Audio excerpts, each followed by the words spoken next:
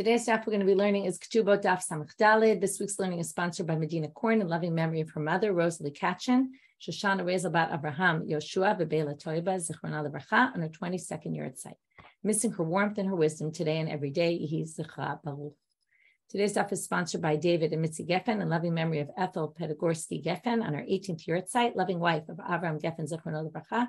Her life was devoted to family and Jewish causes. Her two sons made Aliyah to Israel, and her daughter had a distinguished synagogue career as a chazan. Okay, chazanit. Okay, we're going to get started now with our daf. We were in the middle of this story. We were talking about a moledet, a woman who rebels against her husband. That's going to be the whole beginning part of our shiur, first part, and different aspects, the difference between a moled and a moledet that we saw. We started with this story of the kalte of Rav Zvid. If you remember, a woman who's moledet loses her ketuba, basically. So the kalte of Rav Zvid, imarda, she was a moledet, have a tvisa chad shira, so she grabbed a cloak on her way out. And we had this story that basically the rabbi said, oh, she has to give it back, to which Rav Gamda said, what, are you trying to butter up to Rav Zvid? Is that why you're doing it? Because he's such a great person? That's not fair. Because really, Rava wasn't sure what the answer was to this question, right? Rav Kahana asked Rav Kahana said that Rava asked a question about this, didn't know what the answer was. So how can you possibly make her take money that she, or right, something of monetary value that's in her hands and give it to somebody else? The second version of the story we're going to start with now, which is at the second to last line of Samach Gimel Amud Bet.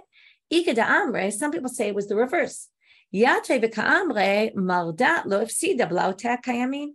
A woman who's moledet doesn't lose the clothes that she brought into the marriage. She loses the money the husband promised her, but she doesn't lose anything that she brought into the marriage herself. That would be a little bit extreme. Amar alehu Rav Gamda. Rav Gamda said to them, I don't agree with you. And he said, why are you trying to do this? Now here's the reverse logic. Mishum de Rav Zvid gav rabahu afchitu le'ledina yilaveh. Because it's such a great person.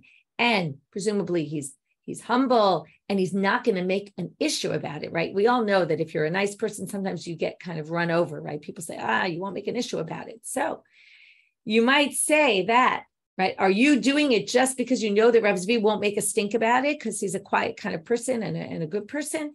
And that's why you're giving it to her? And that, and because that's why you're taking it away from him, really.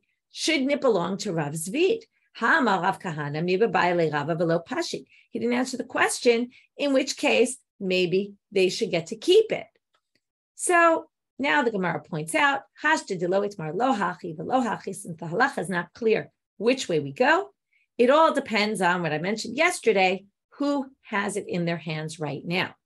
Tafsa, if she grabbed it already, lo mafkida mina, we don't take it away from her because we have no proof that doesn't belong to her. But lo tafsa, but if she didn't have it in hand, lo yavina la, we don't give it to her because they get to keep it. Whoever is mukhzak, as we say, whoever has it in their possession right now, they get to keep it. And if you're already curious, we're going to tell you some other halachot. Umashhina la tresa yarcheshata agita. If, and now there's a big debate among the commentaries, are we talking about a moledet or are we talking about the case of ma'usalai? It's the big debate about this. We have this whole discussion about ma'usalai. If she says, right, I despise my husband, I don't want to be with him, right? That's different from I want to stay married to him and torture him, right? And that we saw there was a difference to that. Anyway, it's not clear which one this is referring to, and which is a big issue halachically. Anyway, they say we leave it for a whole year until she gets her get. And he doesn't have to sustain her all those 12 months. Let's just assume we're talking about a moledet, right? Someone who's unwilling to either do the malacha for her husband or have relations with him. She basically gives up her rights to the mezonot, but we still try to rectify the situation and we give it a year. If it's not resolved in a year and she doesn't renege from what she said, then basically we give her a divorce. Okay, now we're moving on to another line, which is connected. And we're going to see right away that Shmuel is going to say something that contradicts the braita we saw yesterday. And we're going to have three potential answers for that. Amar Rav Tuvi bar Kisna Amar Shmuel. So Rav Tuvi bar Kisna says, in the name of Shmuel, Kotvim igeret mered al arusa, ve'en kotvim igeret mered al shomeret yabam. So let's first explain what's an igeret mered. Igeret mered is where we say the woman is a moledet. We basically establish she is a moledet. So we write a letter about it. That's an igeret merit. So now, we call a woman a moredet, basically saying we call her a moredet if she is betrothed and refuses to marry him, because again, that's not providing him with her as a wife, right, to have relations with him. So we can call her a moredet. But we don't do it if she's a shomeret yabam. We're going to go back into all sorts of sugya we saw in Yavamo today, which is if she's supposed to marry the brother and she's unwilling, so we don't call her a moredet for that. However, Meitive, this contradicts something we saw yesterday explicitly. Said in the braita,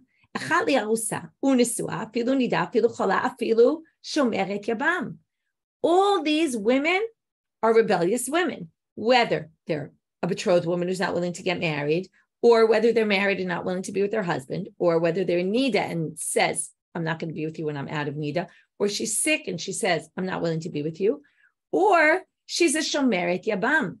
She is waiting to do yibam and she refuses to marry the yabam. All those women are rebellious women. So that seems to contradict Shmuel, who said basically, you don't call her a moredet. So the first answer you're not going to be so happy with. I'll already warn you, but in any case, we'll read it. Anyway, the Gemara is going to reject this. Okay, the reason you're not going to like this is it seems to set up a double standard for men and for women. So lo kashya, kansha tavahu, kansha tavahi. When it says about a shomeret yabam, it didn't mean on a woman who's shomeret yabam. It meant on a woman who's shomeret yabam waiting for the yabam to marry her, and he doesn't. So what it means is like this. The shomeret yabam in the braita, who we say is considered a moredet, there was the woman. The woman refuses to marry him, she's a moredet. If he refuses to marry her, that's what Shmuel was saying, he won't marry her. That's not inkut v'migeret mered in this case. He's not penalized. Okay. Seems very unfair. Okay, and we're going to see this. Not only do they suggest this, but even to Amar Tachli Farber Avimi Amar Shmuel Tavahu Nizkakilo. He makes a claim she's not marrying me. Tovi Nizkakilo. The court helps him out. Tavahi ein Nizkakila. But if she claims it, we don't help her. Seems very unfair. And the Gemara is going to actually struggle with this for two perspectives. The first is going to be the language doesn't match, the language of Shmuel. That will answer, but conceptually they're going to have an issue, and that's going to be the second problem, and they're going to reject it. To which they ask, here's question number one. So you're saying Shmuel's talking about when she makes the claim. Now remember what Shmuel said. He gave two cases. He said, if she's a betrothed woman, we write in igeret mered, meaning she's, okay, he or she, in this case, it's going to be, he is considered a mored if he won't marry her. And inkut v'migeret mered al shomeret yabam means, but if it's the yabam, we don't call him a mored. Now, if that's the case, hi kotvim igeret mered al arusa, the language doesn't match. Basically, kotvim igeret mered means we write this document of rebelliousness al arusa, on a woman who's betrothed. Sounds like the subject is the woman, not on the man. The igeret mered is who was considered the rebellious one. Le arusa mebaile. It should have said for an arusa, meaning for a woman who's trying to get married and he won't marry her, meaning they already agreed to get married, but he's not going through with it. She can write igeret mered on him, but not if he's a yabam. So it should say la arusa mebaile. The language doesn't make sense. So the Gemara answers, halokashet ne le arusa, just change the wording to le arusa. Al le, it's not the biggest difference. It must have been just a mistake in the transmission. Okay, that problem we resolved. However, now we're going to get to conceptually, what's the issue here? Mishna shomeret yabam de lo de amrina la zil lo mipaktat. Lo mipaktat. What's the issue with what's the difference between a man and a woman? If you try to think about it, so one spouse or one side, here they're not spouses yet, but one side is saying, I'm not willing to have relations with you. Now, there's two issues always about having marital relations. One is for the connection between the two, and the other is for children, having children. Now, what's the main difference if you wanted to try to come up with? What's the difference between a woman and a man? Well, the woman is not commanded, that's mipakta, means she's not commanded to have children. Okay, so the second aspect is the issue of marital relations is to have children. Now, she's not commanded to have children. So maybe that's the difference. So now they say, if Mishna shomer yabam delo da'amrinale, zil lo mipkadat, arusa nami nemale, zil lo mipkadat. In other words, if we say, she comes to the court and says, he's not marrying me, they say to her, what do you care? You're not commanded in mitzvah prerivia. Okay, very hard statement. What about, I'm an aguna, I can't marry anybody else, he's got me stuck here. They're not relating to that. Again, it should bother us, but it shouldn't bother us so much because they're going to reject this whole line of thinking in any case. Right now, they're just trying to think about why on earth would there be a difference between a man and a woman in this case? A man says she's not marrying me and the woman says he's not marrying me. So the obvious difference is he's commanded to have children. She's not commanded to have children. So, but if that's the case, then again, Shmuel distinguishes not only between man and woman, in other words, braita versus Shmuel, man, woman. Again, the braita says she's a moledet. The Shmuel says he's not a moled. Okay, but in the arusa case, if she's supposed to be betrothed to get married, he is a moled if he doesn't marry her. So it doesn't make any sense. Arusa nami ne'emale zilo mipakdat. It's why would we distinguish between the yabam and the fiance? The fiance also, if she comes to court, and the whole issue is she comes to court and says, this yabam won't marry me, to which the court says, well, you're not really commanded in peru anyway. Okay, you wouldn't be happy if they told you that, but let's just go with that for right now. Next comes the arus, and she comes and says, listen, my fiance won't marry me. And they say, oh, he's a moled. Why? The court could say the same thing. You're not commanded in peru. What's the difference? So that doesn't really work. So, well, it must be she comes to the claim, and we saw this in Yavamot. De Amra, even though she's not commanded in peru, now you might have thought they would go in the direction of, right, that having marital relations has other, right, important issues, psychological, whatever, in terms of the relationship, but that's not where they go. They say, no, it's true you don't need children for the mitzvah peru, the woman, but she needs children for what purpose? She comes to make a claim to Amma, I need a staff to hold and a shovel for my grave, meaning I need children to deal with me when I get old. In other words, I need children for other reasons, not just because there's a mitzvah to have children. I need children to take care of me when I get old. So, shomer yabam can be the same thing. So if you're going to say, that's why she's a moledet, he's a moled, he's rebellious when he won't agree to marry her, it would be the same thing with the shomer yabam. So this whole line of thinking falls. You can't distinguish him, her. Okay? So thankfully, that's not the issue. No double standard. We're going back to the way we thought it was in the beginning. She's the one making the claim. Okay, sorry. Tavahu, I said it wrong. He's the one making the claim. She's the one refusing to go ahead with it. Now, so again, one is marriage. One is, right, in marriage, Shmuel says she's rebellious. In yabam, she's not rebellious. And yet we had the braita that said she is rebellious if she shomer yabam. So we have to figure this all out. V'lo kasha kan lachlotz kan liyabem. What's the difference between the braita and Shmuel? So one is he's asking to do chalitza, and one is he's asking to do yibum. So let's read. Tava lachlotz niskakin lo. If he comes and demands chalitza, and he says, this woman is not doing chalitza with me, then the court can force her. That's the braita, that she is a mardanit. She's a rebellious woman if she doesn't do it. Kan liyabem, okay, tava liyabem ein niskakin lo. If he says, comes to the court, this woman must marry me, they don't help him out. Okay, she's not a mardanit that she doesn't want to do yibum with him.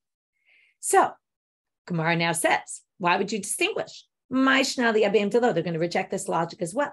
Now, here's interesting. Rinan, in other words, why in yibum not? Because they could say to him, you want to do yibum with her? You want a wife?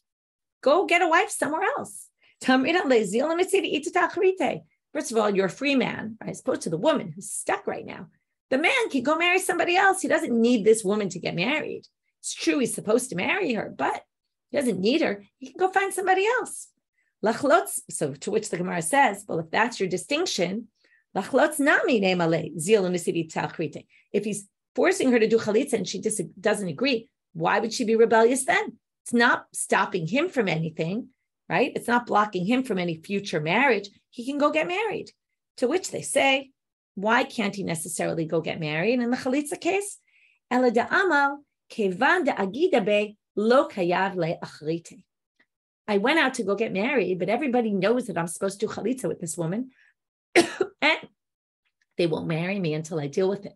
Because why? Right? It's not like they put sanctions on him, which we would do nowadays, right? No woman would marry him because we make a big public campaign. Don't marry this man because he hasn't done, right? But it's really she who's preventing the chalitza. So it wouldn't really be sanctions here. But the issue is no woman wants to marry him because they say, you have this woman in waiting and we don't want you to end up with two wives. I don't want to marry a guy who's going to have another wife. I won't get as much attention. It's not good for me. So I'm not interested in that. So basically he's having issues getting married and that's why the court can help him. But that doesn't work because then what should be the difference? Hachanami, kevant agidabe. What's the difference? Chalitza yibum. We tried to distinguish chalitza yibum in one case, right? If she won't do chalitza, she's a moledet. If she won't do yibum, she's not a moledet. But if he claims she's preventing me from getting married because no woman wants to marry me, well, it would be the same thing if he's supposed to do yibum. So the same thing, kilo yavi le'achrite, right? Nobody wants to marry. So that doesn't work. Option number 3. So we basically failed so far. This one's going to work. Ela idi v'idi shetava liyabam. You might remember this from Yibum and Chalitza. There was a whole debate, very central to Masechet Yibum or Masechet Yevamot. Is it better to do Yibum and marry her, or is it better to do Chalitza and basically separate between the two of them? So it depends when you were living, right? In the beginning, they thought Yibum was the ideal. Later, they said Chalitza was the ideal. So now, what's the case? The case both in the braita and in Shmuel is that he's coming to the court and says, she's not marrying me, okay? She's not doing yibum with me. Now, in the Mishna Rishonah, when yibum was the ideal, that's the braita, that the beitin can come and call her a moredet if she doesn't, because that's the ideal mitzvah, and she's not allowing him to do the ideal mitzvah. In Shmuel, it's going to be she's not a moredet because he's tovea yibum, and yibum is no longer ideal anymore. We don't want to encourage yibum. Okay, so that's what's going on here. Titnan, as it says in the Mishna in Yevamot, mitzvah yibum kodemet mitzvah chalitza. Better to do yibum than chalitza. Barishona, again, for those unfamiliar, yibum is they marry, chalitza is they do a ceremony where she spits in the shoe and all sorts of things happen, and they separate from each other. So barishona sheyu mitkavnim l'shum mitzvah, when they did yibum originally for the purposes of the mitzvah. Why would he marry his brother's wife? Remember, brother's wife is usually a raya. We don't want you marrying your brother's wife. But in this case, the Torah allowed it. People did it for the sake of the mitzvah, all was good. But and they do it either because she's beautiful or something else, which the rabbis didn't like. So they said chalitza is more ideal. And therefore, when Shmuel says we don't write nigeret married for shemeret yabam, it's when the yabam comes and says she's not marrying me, to which the court says, okay, that's fine, because she's not really supposed to. You're better off doing chalitza. Okay, so now, in a pretty simple way, we've resolved this. It just took us a while to get there with a lot of other possible suggestions. Now we're going to start getting to currencies and calculations. And if you get a little lost in all the calculations, don't worry. Come out with the basic idea. Don't get too worked up. Okay, the beginning calculations are more simple. Later, we're going to get something a little more complicated. So we saw in the Mishnah that it discussed these different amounts. So we have 2 basic issues. Number 1, we have what does she have to pay? What's her penalty? And what's his penalty? So her penalty is 7 dinarim per week. Rabbi Yehuda says 7 tarpiki'in. So it's a debate about which currency. Okay, but it's 7, which seems to match, as we're going to see, the days of the week. For him, it's 3. Okay, 3 dinarim or 3 tarpiki'in. Now, why the difference man and woman? We're going to get to that. And we're going to see first question is my tarpiki'in. What is this currency? Obviously, the Amoraim were less familiar with it. To which Amar of Sheshet, it's an istira, which doesn't really help us because we don't know what istira is, but they did, so that helped them. Well, maybe not in a later generation, because then they say Bekama istira. Well, how much is an istira? Palga de zuza. Okay, zuzin we already know, it's a half a zuz. Tangan amihachi, Rabbi Yehuda Omer, Shloshat tarpiki'in, shehem teisha ma'in. Okay, so now, palga, okay, you have to know, again, this is all currency. A zuz tsuri, it's a type of zuz, is 6 ma'ah. So a half of that is 3 ma'ah. Okay? So shlosha tarpiki'in, if one tarpik is 3 ma'ah, then 3 tarpiki'in are going to be 9 ma'ah. Okay, that's just simple math. Ma'ah v'chetzi l'chol yom. Now, Rabbi Yehuda says something very important, which is we're going to give her 1.5 ma'ah for every day. This is if he rebels. Remember, it's 3 tarpiki'in if he rebels. That's 1 per day. Now do the math. 1 per day is 1.5 times 7, but that's not 9. 1.5 times 6 is 9. So notice that they did this per day of the week minus Shabbat. Whereas the woman who's a moredet has to deduct 7 dinarim or 7 tarpiki'in, which is 1 a day, including Shabbat. So that's the first question of the Gemara. Amarle Rabbi Chia bar Yosef. Amarle Rabbi Chia bar Yosef. Shmuel. Mishna iu di'avin alei de Shabbat. Mishna iu lo yavin alei de Shabbat. So the first distinction between them is he gets, if she rebels, he gets 1 coin a day. She gets 1 amount per 6 days of the week minus Shabbat if he rebels. So to which the Gemara answers, iu de mivcha kapachit lo michze kischar Shabbat. The way each of them pay is different. She just gets her ketuba deducted 1 amount, 1 coin per day. So that is very easy to just say, oh, deducted on Shabbat also. It doesn't look like he's gaining money on Shabbat. We're just deducting it from the value. We can deduct it on Shabbat. But iu de osve kamosve, but he, when she rebels against him, she has to pay him per day. So she's basically paying him out of pocket per day. For that, mechse, going out on a bet, mechse kischar Shabbat. That looks like he's getting paid for work for Shabbat, on Shabbat. So therefore, we deduct Shabbat from which she's supposed to pay him. Okay, so she only pays for 6 days a week, and he penalizes her for all 7 days of the week. So it's already imbalanced there. And in addition, there's the imbalance of the amount.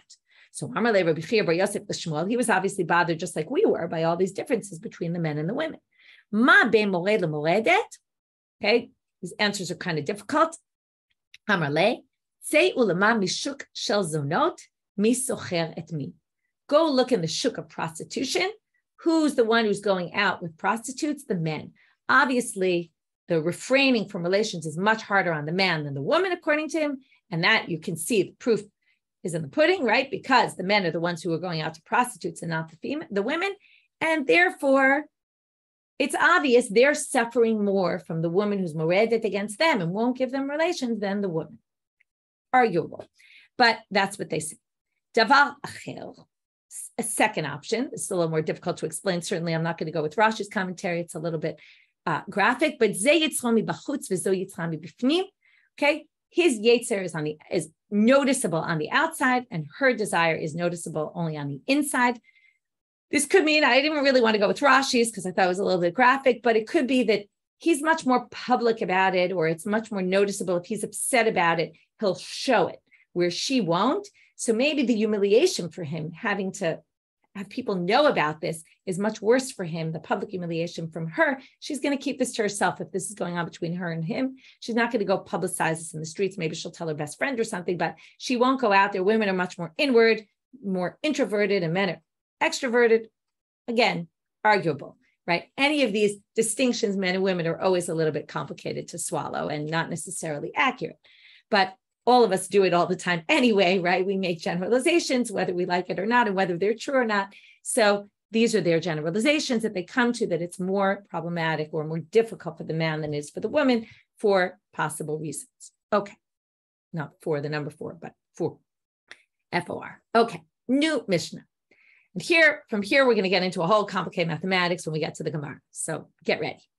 If we have a man who's not living with his wife, now remember, he has to give her food.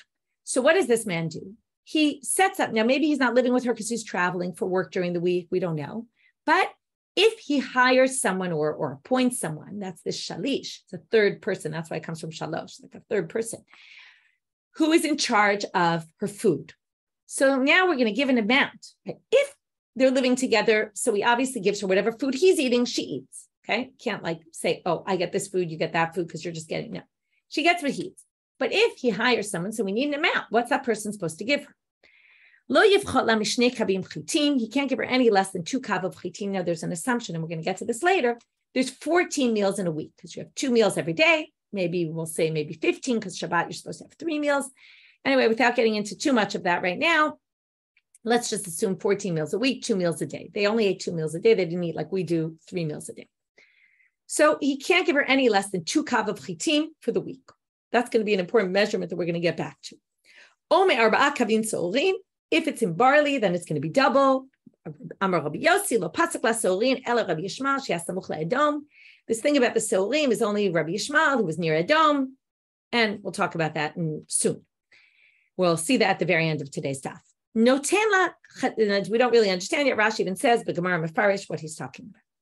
Noten la chatzi kav kitnit. She gets a half a kav of some sort of legumes, chatzi log shemen, a half a log of oil, kav grot. She gets a kav of dried figs, or maneh dvela, or a maneh, which is a money value, but it doesn't mean the money value. It means the weight of the money. They often talk about things in weight of money. We're going to see this a few times in the Mishna. So the weight of what 100 zuz would weigh, that weight in dvela. Dvela was these cakes of pressed dried figs. Vim einlo, posek lumatan perot mimakom acher. If he doesn't have these specific things, so you supply something else.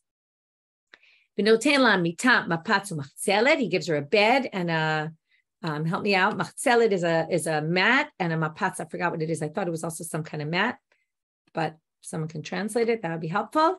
And noten la kippah l'rosha. He gives her a covering for her hair. Okay, a soft mat or a hard mat. Okay, so I was right that it was something having to do with the mat. Okay, so just to be clear, okay, because I see you're asking Terry in the chat, which is, this is all when someone is supposed to provide her with the sustenance, because remember, she gives the salary over. Someone has to give her food. The question is, how much food are they supposed to give her? What's the minimum allotment of food? So I hope that's clear. So now it's not just food we're going to learn. It's also a place to sleep, okay, like a bed and a mat, different kinds of mats, hard and soft.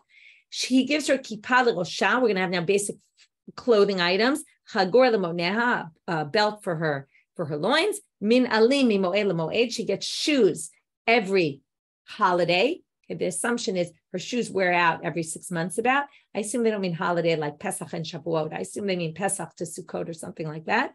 Kelim shel 50 zuz mishana l'shana. Clothing worth 50 zuz per year. Don't give her new clothes in the summer. We saw this before because when they're made, they're very thick and it's too hot to wear in the summer.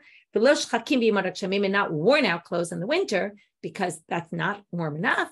This is kind of good advice. Give her kelim shel 50 zuz b'yimot hagshamim.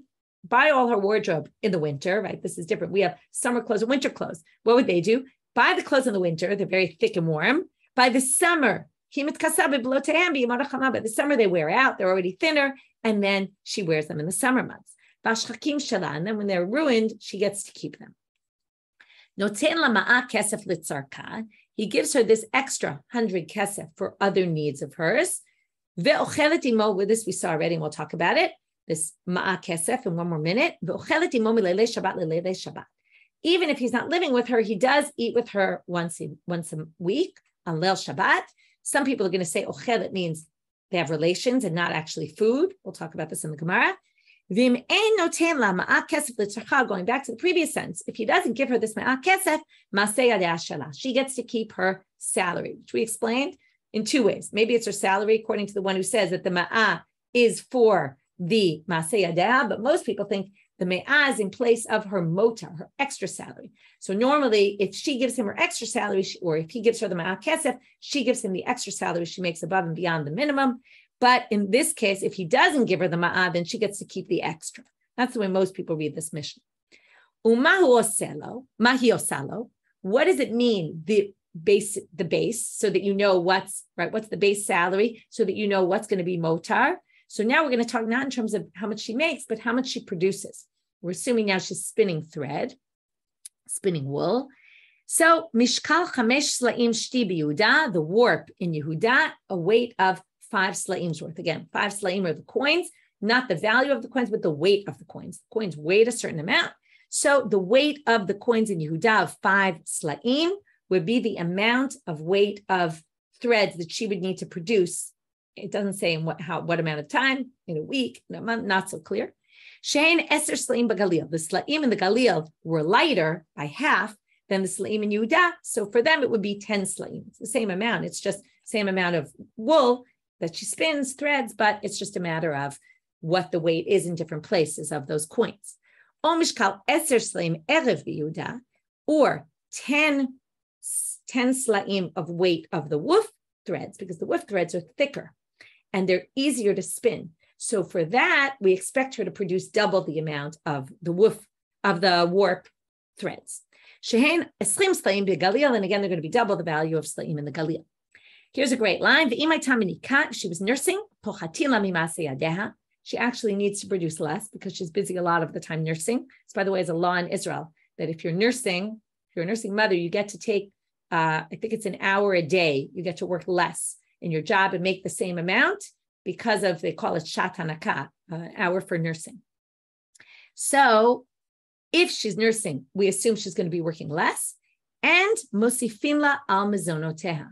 Okay, so now we add to her mizonot, though. She makes less money, and yet he has to pay her more for food. Okay, this is not a law in Israel that you get more of salary because you need to eat more. But here they say he has to provide her with more food.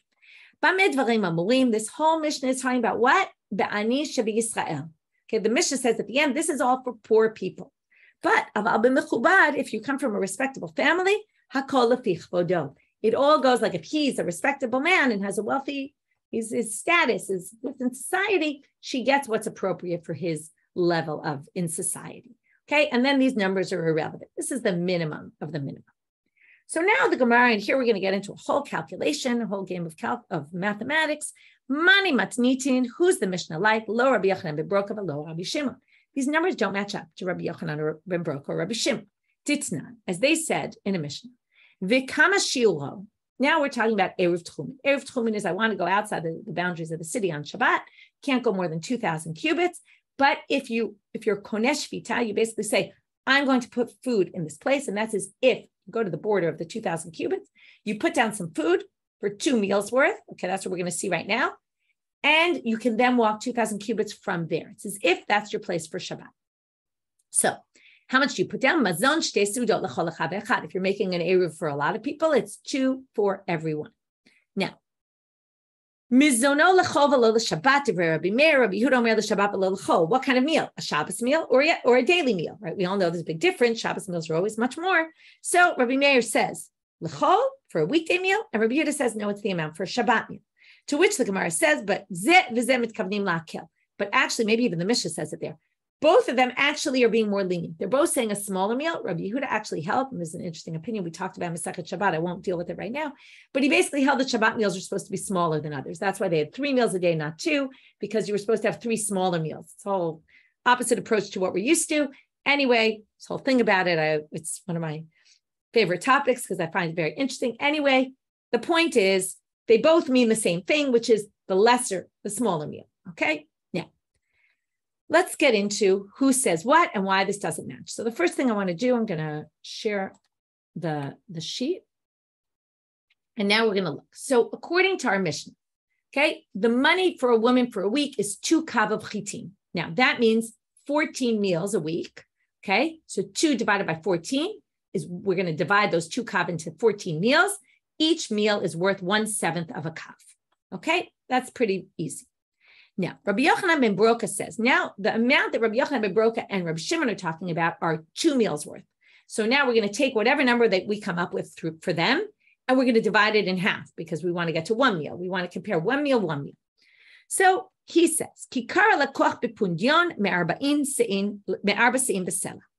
The amount food you need for 2 meals is a loaf that you purchase with a pundyon when the price of 4 se'ah, which is a measurement of wheat, is a sela. Okay, it sounds super confusing.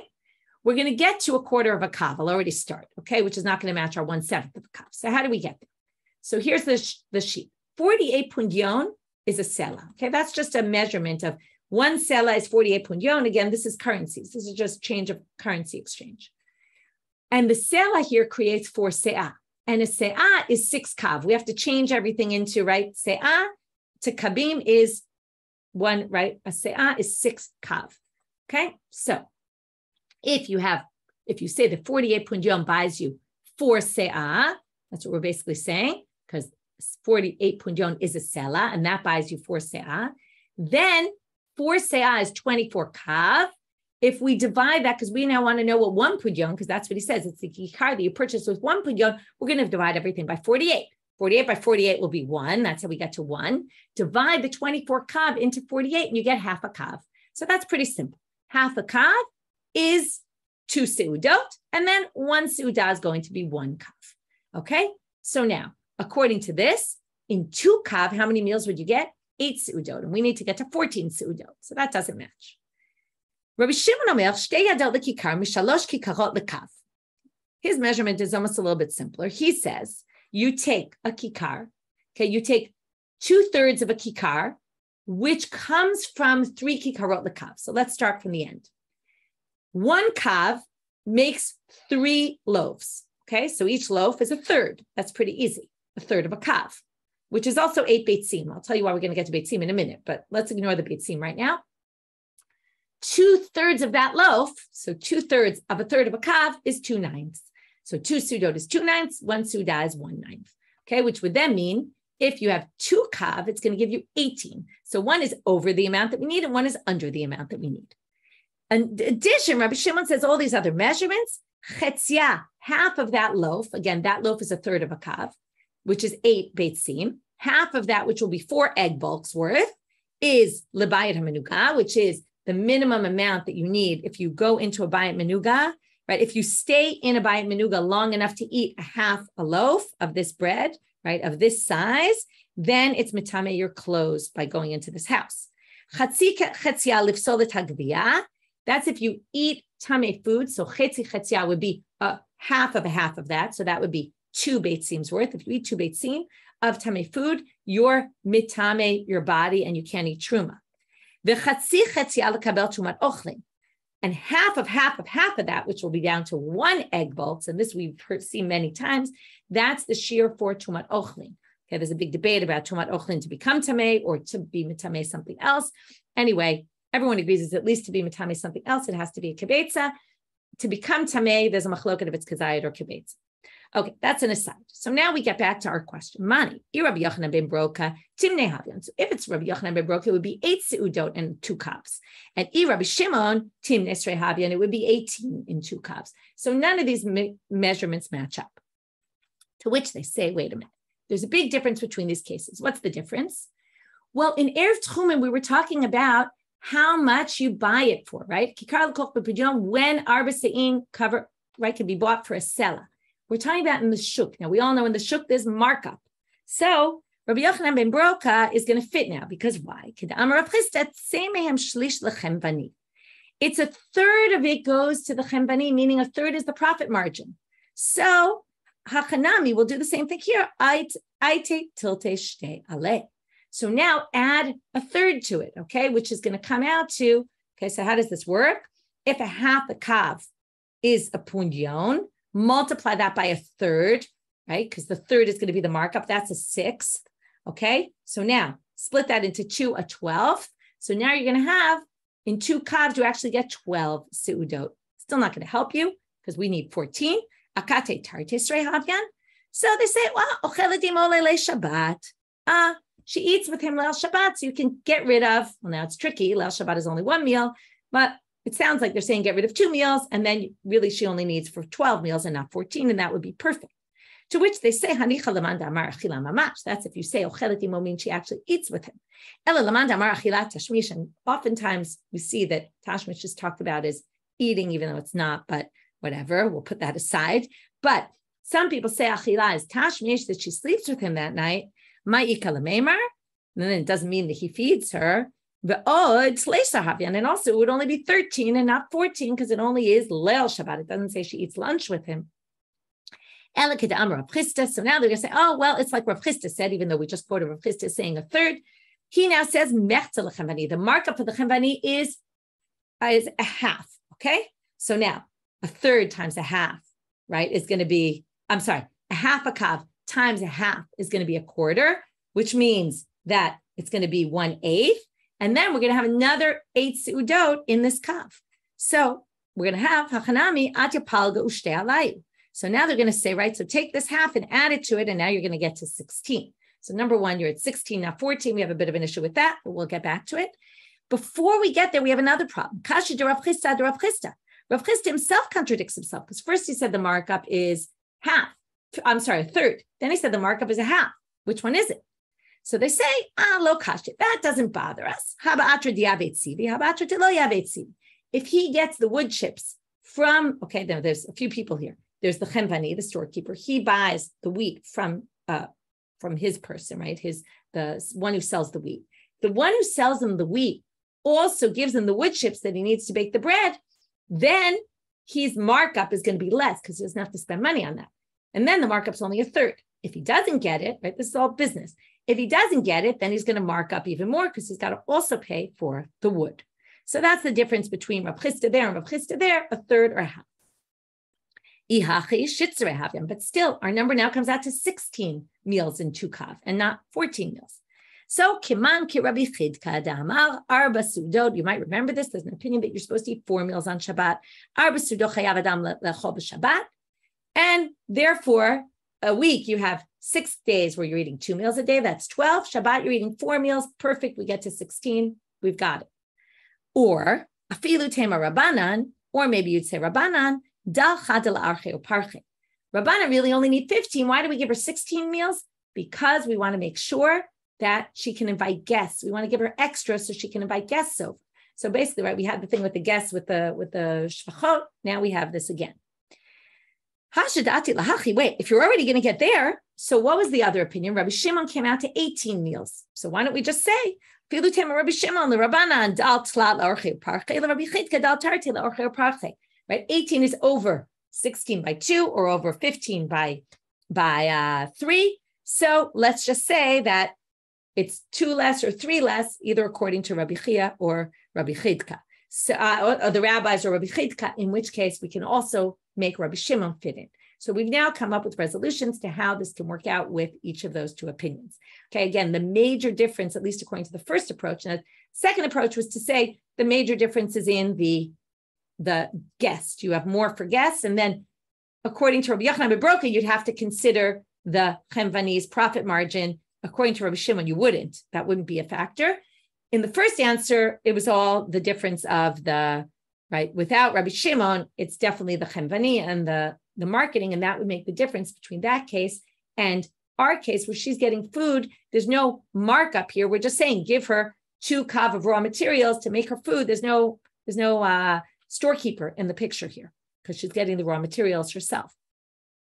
Okay, last line for today. Amar Rabbi Yossi lo pasak seorin ela be'edom u'dochli seorim kuli ama lo achle. What was Rabbi Yossi talking about?